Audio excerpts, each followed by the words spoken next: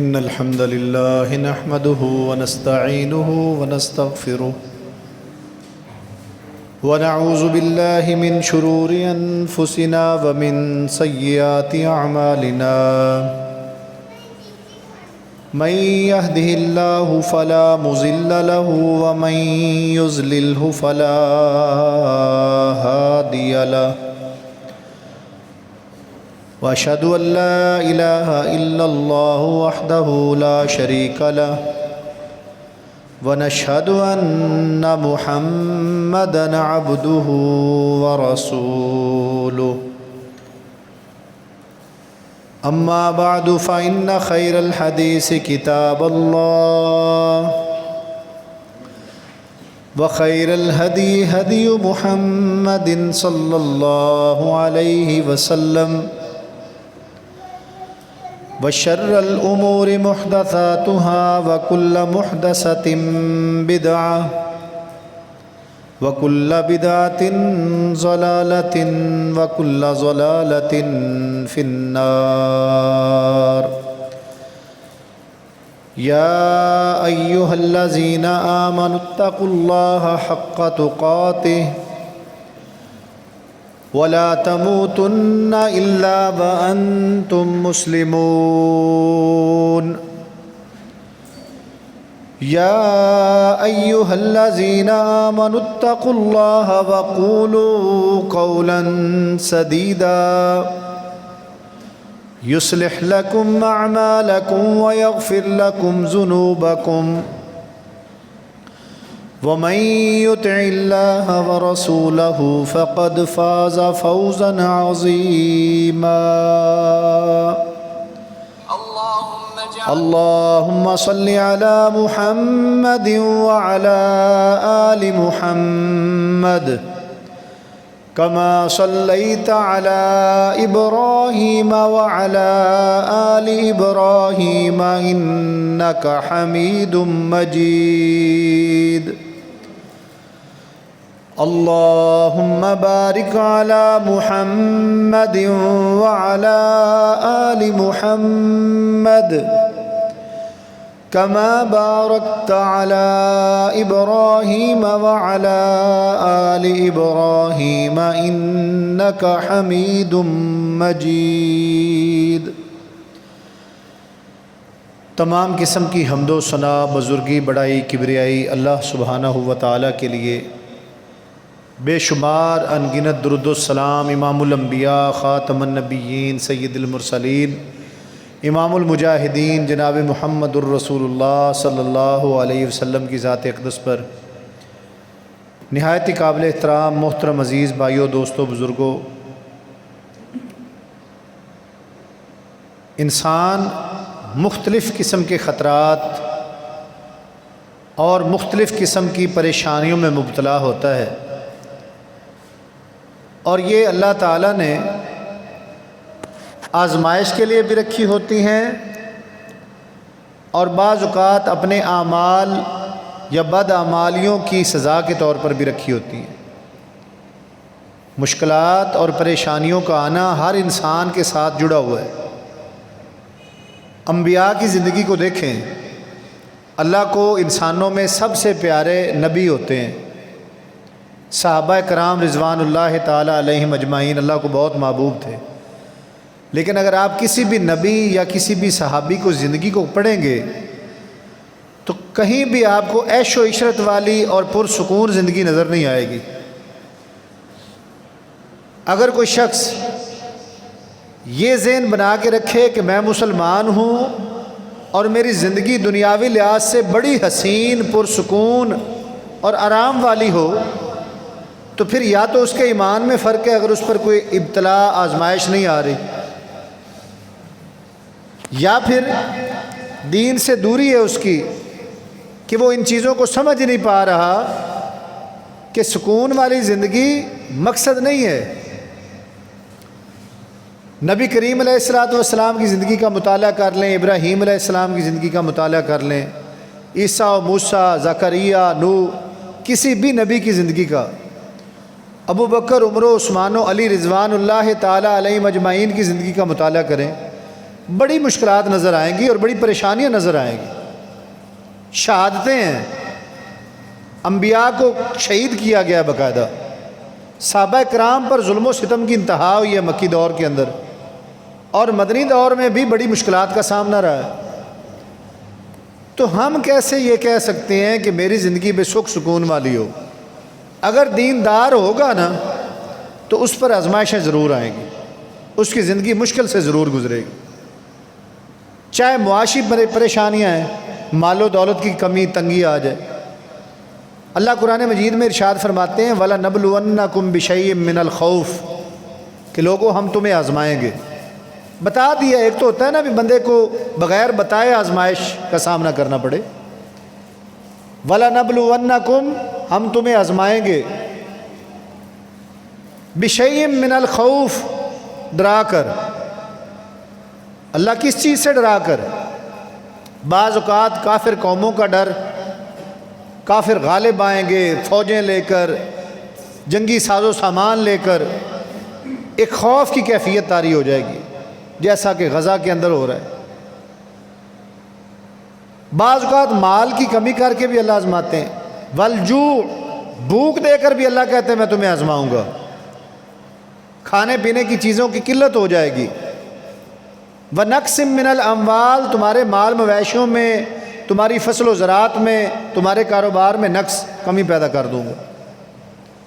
وَالْأَنفُسِ، تمہارے جو عزیز ہیں، پیارے ہیں، ماں باپ، بہن بھائی، بیوی بچے، ان میں سے کسی کی موت کے ذریعے سے بھی تمہیں آزماؤں گا. وَالثَّمَرَاتِ، پھلوں میں کمی کر کے، اناج میں کمی ہو جائے گی، پھلوں میں کمی ہو جائے گی. تو اللہ آزمائیں گے کہ یہ بندہ اب اس آزمائش کے اندر کتنا میری طرف رجوع کرتا ہے. بعض اوقات آزمائش اللہ اس لیے بھی انسان پر ڈالتے ہیں کہ یہ بندہ جو مجھ سے دور ہے، بھولا بھٹکا ہوا ہے، صراط مستقیم سے ہٹا ہوا ہے، اس بندے کو میں کسی آزمائش میں ڈالوں تاکہ یہ مشکل وقت میں تو مجھے یاد کرے.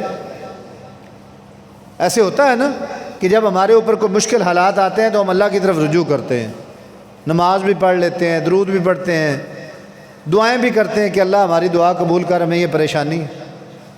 تو اللہ جوڑتے ہیں اپنے بندے کو اپنی طرف لانے کے لیے. کچھ لوگ ایسے ہوتے ہیں کہ ان آزمائش کی گھڑیوں میں، ان پریشانیوں کے باوجود وہ الٹا بھٹکتے ہیں، شکوہ کرتے ہیں اللہ سے، اور اپنے گناہوں میں اور زیادہ بڑھتے چلے جاتے ہیں. تو ایمان والوں کو اللہ نے فرمایا ہے فبشر الصابرین، جو لوگ ان آزمائشوں پر، مال کی کمی میں، کوئی فوتگی ہو جائے اس پر، مویشی کی کمی میں، مال و دولت کی کمی میں، مال و جان کی کمی میں، کوئی ڈر آ گیا ہے، خوف آ گیا ہے، ان ساری چیزوں میں صبر کریں گے، فبشر، ان کو خوشخبری سنا دیجیے. کس چیز کی خوشخبری؟ الذین اذا اصابتہم مصیبہ، کہ بندوں پر جب کوئی مصیبت آتی ہے تو وہ کیا کہتے ہیں؟ قالوا انا للہ و انا الیہ راجعون. جب بھی کوئی مصیبت آ جائے، ہم نے تو اس دعا کو صرف فوتگی کے لیے رکھا ہوا ہے نا، کہ جب کوئی فوت ہوگا تو ہم کہیں گے جی انا للہ و انا الیہ راجعون. اس وقت کے لیے بھی وہ بھی ایک مصیبت ہے. کسی کا ایکسیڈنٹ ہوا، کوئی گر گیا، کسی کا کوئی مال مویشی چوری ہو گیا، کوئی ڈوب گیا، کوئی بھی صدمے والی خبر آتی ہے تو اس پر انا للہ و انا الیہ راجعون کہنا چاہیے. یہ استرجاعیہ کلمات ہیں. تو عزیز بھائیو، اللہ کی طرف رجوع یہ بڑا ضروری ہے. اور یہ رجوع ہوتا کیسے؟ اللہ سے انسان جڑتا کیسے؟ کون کون سے ایسے کام ہیں جن کو کرنے سے انسان اللہ کی طرف جاتا ہے؟ رابطہ اللہ سے. دیکھیں، جب کسی انسان سے رابطہ کرنا ہو نا تو ہم نے مختلف ذرائع اس کے لیے، یا تو انسان خود جا کر ملتا ہے، یا خط و کتابت کا دور چلتا ہوتا تھا، ای میل کرتا ہے، واٹس ایپ میسج کرتا ہے، دوسرا میسج کرتا ہے، میسنجر پر میسج کرتا ہے، فون کال کرتا ہے. کئی طرح کے چینل استعمال کر کے انسان کسی سے رابطہ کرنا چاہتا ہے. ایسے ہی اللہ سے رابطہ کرنے کے لیے بھی مختلف چینلز ہیں. کوئی ایک چیز نہیں ہے کہ اللہ کو یاد کرنا ہو. تلاوت قرآن مجید ایک چینل ہے اللہ سے ملاقات کے لیے، اللہ سے بات کرنے کے لیے، اللہ تعالیٰ کی یاد کے لیے، اپنے آپ کو اللہ تعالیٰ کی نظروں میں اچھا انسان بنانے کے لیے تلاوت. کہ اللہ تعالیٰ عرش عظیم پر بیٹھ کر فرشتوں کو گواہ بنا کر کہیں کہ دیکھو یہ وہ میرا بندہ جس کے بارے میں تم کہتے تھے نا یہ فساد پھیلائے گا، دیکھو میرے کلام کو پڑھ رہا ہے، اس کو سمجھ رہا ہے، اس پر عمل کرنے کی کوشش کر رہا ہے، اس کی تبلیغ کی کوشش کر رہا ہے۔ ایسے ہی ایک ذریعہ نماز بھی ہے، اقیم الصلاۃ لذکری، میری یاد کے لیے نماز قائم کرو۔ اللہ نے 5 تو فرض کر دیں، قیامت کے دن جو مجھ سے آپ کے نمازوں کا ثواب ہوگا نا وہ فرائض کا ہوگا۔ فجر کے 2 فرضوں کا حساب ہونا ہے، ظہر کے 4 فرائض کا ہونا ہے، عصر کے 4 فرائض کا ہونا ہے، مغرب کے 3 اور عشاء کے 4۔ ان کے بارے میں پوچھا جائے گا کہ تم نے یہ ادا کیے کہ نہیں کیے۔ اب اس کے ساتھ جو سنتیں ہیں وہ کیا ہیں؟ رسول مکرم صلی اللہ علیہ وآلہ وسلم ان فرضوں کے ساتھ نوافل ادا کیا کرتے تھے۔ جو نفل نبی کریم نے ہمیشہ پڑھے ان کو ہم سنت موقدہ کہتے ہیں۔ ایسے نوافل جو نبی کریم ان فرضوں کے ساتھ ہمیشہ ادا کرتے تھے وہ سنت موقدہ ہیں، اور کچھ ایسی رکعات بھی تھیں جو کبھی پڑھتے بھی تھے کبھی نہیں پڑھتے تھے تو ان کو غیر موقدہ کہتے ہیں۔ آپ صلی اللہ علیہ وآلہ وسلم نے فرمایا کہ نوافل ادا کیا کرو، یہ تمہارے فرضوں کی کمی کو پورا کریں گے۔ حضرت کعب رضی اللہ تعالیٰ عنہ یہ نبی کریم کی بڑی خدمت کیا کرتے تھے، تو ایک دن نبی کریم علیہ الصلوۃ والسلام نے فرمایا کعب مانگو کیا مانگتے ہو؟ وضو بھی کرواتے تھے، کمرے کی صفائی بھی کر دیا کرتے تھے، ساتھ ساتھ رہتے تھے۔ کعب مانگو کیا مانگتے ہو؟ تو دیکھیں انہوں نے کوئی دنیاوی چیز نہیں مانگی یا ذہن میں نہیں رکھا کہ آج نبی کریم کہہ رہے ہیں تو بیت المال سے میں کہوں۔ ہمیں جب بھی کوئی بندہ کہہ دے نا کہ بھئی مانگو کیا مانگتے ہو تو ہم کسی دنیاوی چیز کی طرف جاتے ہیں، سوچ ہماری دنیاوی ہے، مجھے موٹر سائیکل دے دیں، مجھے گاڑی دے دیں، مجھے اناج دے دیں، مجھے پیسے دے دیں، کپڑے دے دیں۔ تو انہوں نے بڑی سوچ وچار کے بعد کہا انی ارید مرافقتک فی الجنہ، یا رسول اللہ میں جنت میں آپ کے ساتھ رہنا چاہتا ہوں، اگر آپ مجھے دے سکتے ہیں نا کچھ تو جنت میں اپنا ساتھ دے دیں۔ تو نبی کریم علیہ الصلوۃ والسلام نے یہ نہیں فرمایا کہ جاؤ تمہیں دیا ساتھ، آپ نے فرمایا انی علی نفسی کا بکثرت السجود، کہ اے کعب اگر تم جنت میں میرے ساتھ رہنا چاہتے ہو تو کثرت کے ساتھ نوافل ادا کیا کرو۔ اللہ کا جو انتہائی قرب ہے نا وہ ان فرائض کے بعد کی عبادت کریں گے تو حاصل ہوتا ہے۔ تہجد کی نماز، اشراق کی نماز، ہم تو فرائض بھی نہیں نا ادا کر پا رہے پراپر طریقے کے ساتھ، تو ہم نے اگر اللہ کے قریب ہونا ہے اور ہونا چاہیے، سیاستدانوں کے قریب ہونے سے کوئی فائدہ نہیں ملے گا۔ بڑی حیرانگی بھی ہوتی ہے، ہمارے ہی ہیں، اپنی قوم ہے، اپنے بھائی ہیں، اپنے رشتہ دار ہیں، ہلکان ہوئے پھر رہے ہوتے ہیں ان سیاستدانوں کی خاطر، نعرے مار مار کے، ان کو پتہ بھی نہیں ہوتا گاڑی میں بیٹھے ہوئے کو کہ کون بندہ میری خاطر کسی پولنگ اسٹیشن پر، کسی بازار میں، کسی جلسے میں دھکے کھا رہا ہے، مار کھا رہا ہے، سر پھڑوا رہا ہے، بس صرف اپنے آپ کو منوانے کے لیے کہ کہیں نہ کہیں میرا تذکرہ اس کے پاس ہو تو وہ بندہ میری تعریف کر دے کہ ہاں وہ فلانی جگہ پر ہمارا ایک بندہ کارکن بڑا اچھا ہے۔ بھئی یہ قرب ہمیں اللہ کا چاہیے۔ جب اللہ رب العزت کی قربت میسر آ جائے گی تو کسی کی اور کی پرواہ ہی نہیں ہے، اللہ کی قربت بڑی ضروری ہے۔ اسی طریقے سے اللہ کا قرب حاصل کرنے کے لیے ذکر و اذکار جن میں اللہ کا نام آتا ہے، تسبیحات، سبحان اللہ، الحمدللہ، اللہ اکبر، استغفر اللہ، سبحان اللہ و بحمدہ، سبحان اللہ العظیم، درود، یہ چیزیں پڑھنے سے اللہ کا قرب حاصل ہوتا ہے۔ میرے عزیز بھائیو، صبح ہم گھروں سے نکلتے ہیں، شام کو گھروں میں داخل ہوتے ہیں، یہ جو باہر معاشرے کی زندگی بڑی خطرناک ہے، دینی لحاظ سے بھی، دنیاوی لحاظ سے بھی۔ رسول اللہ صلی اللہ علیہ وسلم کا فرمان ہے کہ اللہ کے نزدیک سب سے محبوب ترین جگہیں اس دنیا کے اندر روئے زمین پر مسجدیں ہیں، سب سے محبوب، اور اللہ کے نزدیک بدترین جگہیں بازار ہیں، بدترین جگہیں اللہ کے نزدیک بازار ہیں۔ بھئی کیوں بدترین کیوں ہیں؟ کاروبار ہوتا ہے، لوگ لین دین کرتے ہیں، بازاروں کے اندر بے پردگی، بے حیائی، اس طرح کی چیزیں بہت زیادہ ہو جاتی ہیں، خواتین ہوتی ہیں، مرد ہوتے ہیں، خاص طور پر جب شام کا وقت ہو تو بڑے خطرات ہوتے ہیں۔ باقاعدہ اس کے بارے میں دعائیں بتائی ہیں رسول اللہ نے کہ جب بازار میں داخل ہونے لگو تو یہ دعا پڑھ لو، شیطان کا حملہ بڑا سخت ہو سکتا ہے۔ اکثر و بیشتر ہم دیکھتے ہیں کہ جب کوئی چاند رات کوئی اس طرح کا موقع ہو تو ہماری خواتین، ہماری بچیاں، بہنیں، بیٹیاں بازاروں کا رخ کرتی ہیں۔ یہ غلط چیز ہے۔ نوجوان لڑکے بھی بازاروں میں، لڑکیاں بھی بازاروں میں، نوجوان خواتین، بچیاں، بیٹیاں نوجوان مردوں سے مہندیاں لگوا رہی ہوتی ہاتھوں پہ، یہ درست نہیں ہے۔ صرف دینداری کا دھبا لگا کر، مولوی ازم کا دھبا لگا کر نہیں، جنہیں یہ مولویوں کے مسائل ہیں، یہ تو تنگ دلی ہے، یہ تو تنگ نظری ہے، ایسی باتیں کر کر کے دین سے دور رہنا، یہ بڑا گھاٹے کا سودا ہے۔ لوگ اپنی سیکیورٹی کے لیے، اپنی حفاظت کے لیے گارڈ رکھتے ہیں۔ جو زیادہ امیر ہوتا ہے، کسی اچھی کمپنی کے گارڈ، ان کے پاس بندوقیں، ڈالے، آگے پیچھے دائیں بائیں پوری ایک فوج لے کر وہ نکلتا ہے، اور لوگ فخر کرتے ہیں کہ یار فلاں بندے کا پروٹوکول دیکھو۔ یہ بڑی مشکل زندگی ہے۔ میری اور آپ کی زندگی بڑی مزے کی ہے۔ ہم جب مرضی چاہیں بازاروں میں جائیں، گھروں میں جائیں، پبلک میں جائیں، ہمیں کوئی پرواہ نہیں ہوتی، کوئی خطرہ نہیں ہوتا، سکون والی زندگی ہے۔ جو بندہ اپنی آزادی سے کہیں چل پھر نہیں سکتا، اس کے بیوی بچے کہیں نہیں نکل سکتے، وہ تو الٹا مقید قید والی زندگی بسر کر رہا ہوتا ہے، جس کو ہم پروٹوکول کا نام دیتے ہیں۔ یہ مشکل لائف ہے۔ اللہ نے ہماری حفاظت کے لیے بھی بندوبست کیا ہوا ہے۔ کیا ہم بغیر حفاظت کے پھرتے رہیں؟ بالکل نہیں۔ مومن کا مضبوط ترین ہتھیار دعا ہے۔ پچھلے خطبہ جمعہ میں نے آپ کو بتایا تھا کہ اس میں اتنی غفلت ہو گئی ہے کہ ہم دعائیں کرنا چھوڑ گئے ہیں۔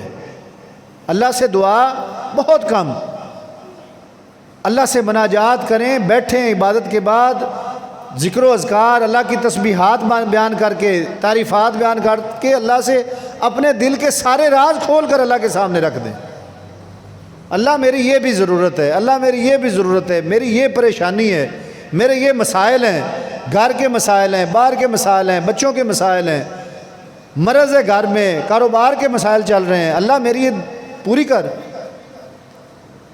تو جب اتنا گہرائی کے ساتھ اللہ کا تصور رکھتے ہوئے بندہ بار بار اللہ سے گڑ گڑا کر کہتا ہے، تو اگر وقت ہے آپ کے فائدے میں ہے تو اللہ اس کو ضرور قبول فرمائیں گے۔ دعا کبھی بھی رد نہیں ہوتی، یہ یاد رکھیں، دعا رد نہیں ہوتی۔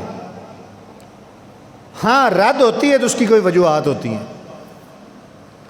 رزق حرام کا ہو، سود اس میں شامل ہے، رشوت شامل ہے، کسی بہن کا حق کھایا ہوا ہے۔ یہ بھائیوں میں عادت ہوتی ہے نا بہن کی وراثت کا حصہ لینے کا، کئی جگہوں پہ ایسے ہو چکا ہے کہ باپ کی جو پراپرٹی ہے ساری کی ساری بیٹا لے جاتا ہے، اور پھر کہتے ہیں کہ بہنیں لیتی نہیں ہیں۔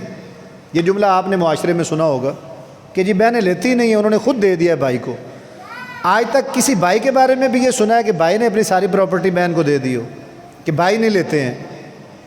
وہ بہنیں اس لیے نہیں لیتی ہیں بیچاری ڈرتی ہوئی کہ کل کو میرے لیے گھر کا دروازہ بند نہ ہو جائے، ڈرتی ہیں کہ کل کو میں بھائی کے دروازے پہ آؤں گی، بابی کے پاس آؤں گی تو وہ کہیں گے تم تو اپنا حصہ لے چکی، اب کس مان کے ساتھ آ رہی ہو۔ ہم یہ قیمت وصول کرتے ہوتے ہیں اخلاق کی کہ پراپرٹی ساری دے دو تو تم ہماری بہن ہو، اور اگر نہیں دو گے تو پھر تم اپنے گھر ہم اپنے گھر۔ بڑا ظالم معاشرہ۔ جس بندے نے اپنی بہن کی وراثت ہتھیائی ہوئی ہے نا، وہ پڑا رہے سجدے میں، خیراتیں کرتا رہے، روزے رکھتا رہے، الحاج ہو جائے، جب تک حق ادا نہیں نہ کریں گے کوئی عبادت قبول نہیں۔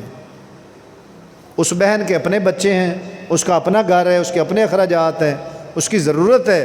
ان کے بچوں کے نوالے چھین کر ماتھے پہ محراب سجانا یہ اللہ کو محبوب نہیں ہے۔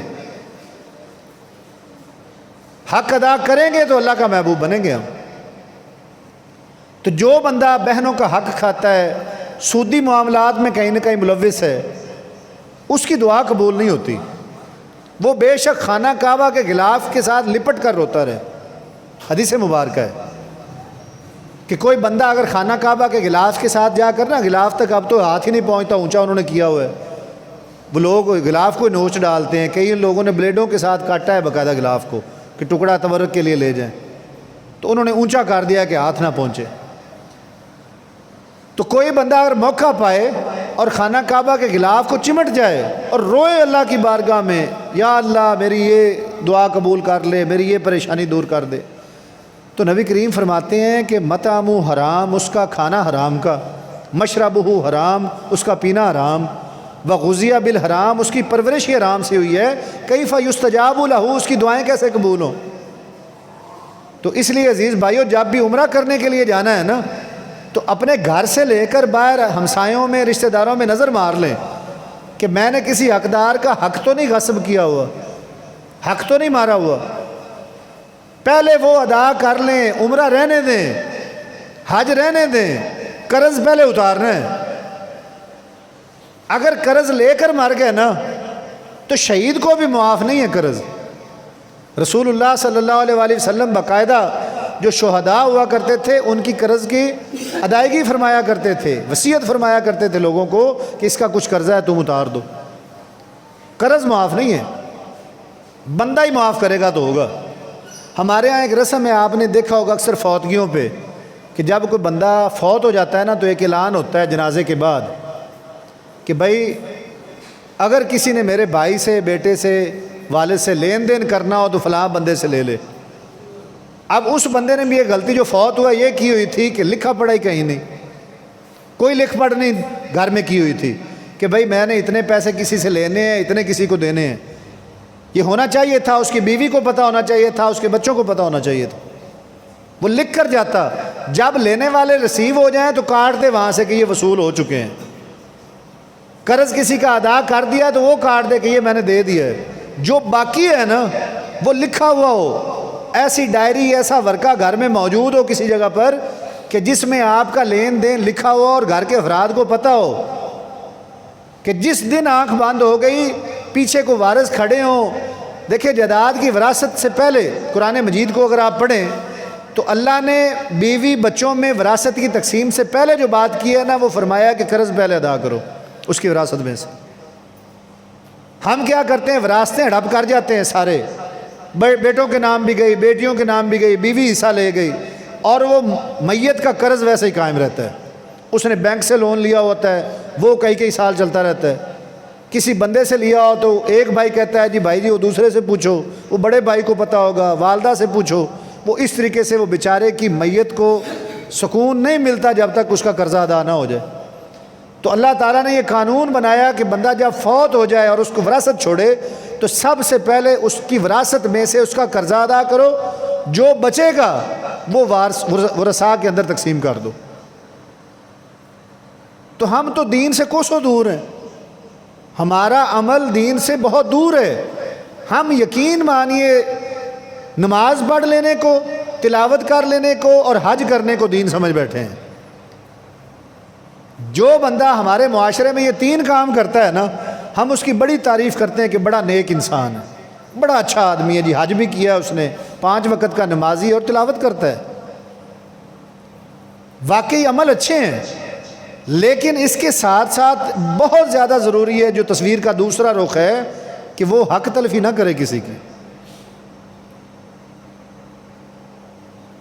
تو قرض ادا کرنا بہت ضروری ہے۔ اللہ سے قربت حاصل کرنی ہے تو ان معاملات کی طرف زیادہ جانا ہوگا۔ ہم حقوق العباد میں مار کھا چکے ہیں۔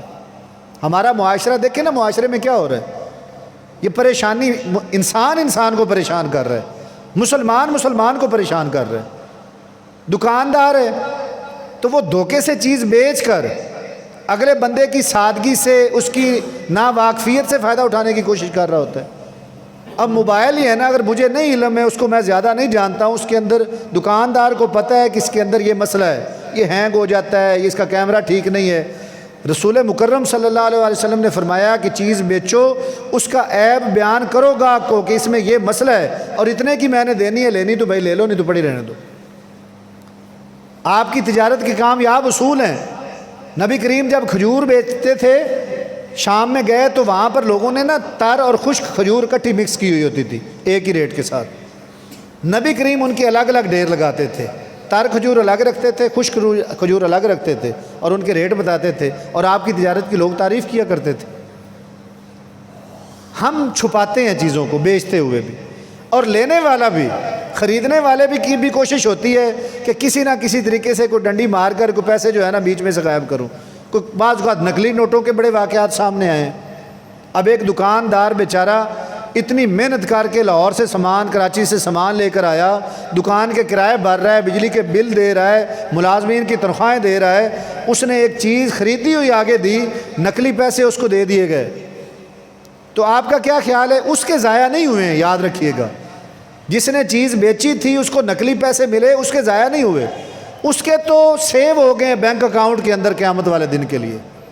جب یہ بندہ بارگاہ الہی میں سامنے حاضر ہوگا نا، اتنی نیکیاں اس بندے کے نامہ اعمال میں ٹرانسفر کر دی جائیں گی۔ چلو بھائی، تم نے اتنے پیسے ہتھیائے تھے، واپس کرو۔ اب ادھر پیسے تو ہونے کوئی نہیں، نیکی۔ تو اس لیے میرے عزیز بھائیوں، کسی کا اعتماد ہم نہ توڑے، اچھا معاشرہ قائم کرنے کی ہم کوشش کریں، تعاون والی فضا ہونی چاہیے، ایک دوسرے کے ساتھ کندھے کے ساتھ کندھا ملا کر تعاون، احساس، ہمدردی۔ جیسے نبی کریم علیہ الصلوۃ والسلام نے مہاجر صحابہ کو انصار صحابہ کا بھائی بھائی بنا دیا تھا، خونی رشتے نہیں تھے، اسلامی رشتہ قائم تھا۔ لوگوں نے گھروں میں سے بھی حصے دیے، باغوں میں سے بھی حصے دیے، بیویاں بیٹیاں تک رشتے میں نکاح کے لیے دیں کہ بھائی پریشان نہ ہو، آپ ہمارے دینی بھائی ہیں۔ تو ہم آپس میں دینی بھائی نہیں ہیں؟ کاروبار بھی کرنا چاہیے، روزی رزق کمانا یہ ضروری ہے، زندگی کا حصہ ہے، لیکن کسی کی سادگی سے، کسی کی کم علمی سے فائدہ اٹھانا یہ مسلمانی نہیں ہے۔ اس کو سمجھا بجھا کر، بتا کر، کلیئر کر کے معاملات کرنے چاہیے۔ اللہ تعالیٰ کی بارگاہ میں دعا ہے کہ اللہ تعالیٰ مجھے، آپ کو، ہم سب کو دین اسلام کو سمجھنے، پڑھنے اور اس پر عمل کرنے کی توفیق عطا فرمائے۔ وآخر دعوانا ان الحمدللہ رب العالمین۔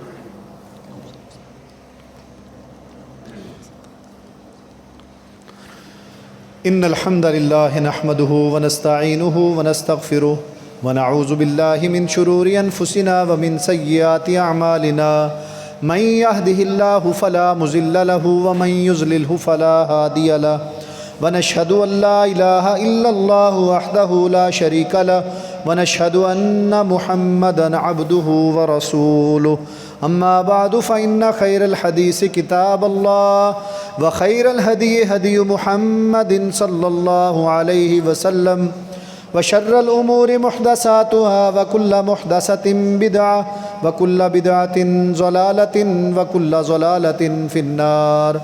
يا أيها الذين آمنوا اتقوا الله حق تقاته ولا تموتن إلا وأنتم مسلمون۔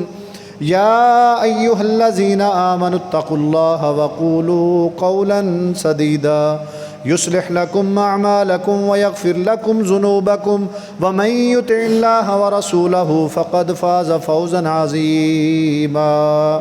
محترم بھائیو، پچھلے جمعے بھی التجا کی تھی کہ مسجد کی خدمت کے لیے اللہ نے جتنی استطاعت توفیق عطا کی ہو تو اس مسجد کو مکمل کروانے میں، آگے سردیاں آ رہی ہیں تو ان کی ونڈو وغیرہ لگنے والی ہیں، کوئی فرش کا کام ہونے والا ہے، چھت پر بھی کوئی کام ہونے والا ہے، تو اللہ نے اپنے حلال پاک رزق میں سے وَمِمَّا رَزَقْنَاهُمْ يُنْفِقُونَ، اللہ کہتے ہیں جو رزق ہم نے ان کو عطا کیا ہوا ہے نا، اس میں سے لوگ خرچ کرتے ہیں۔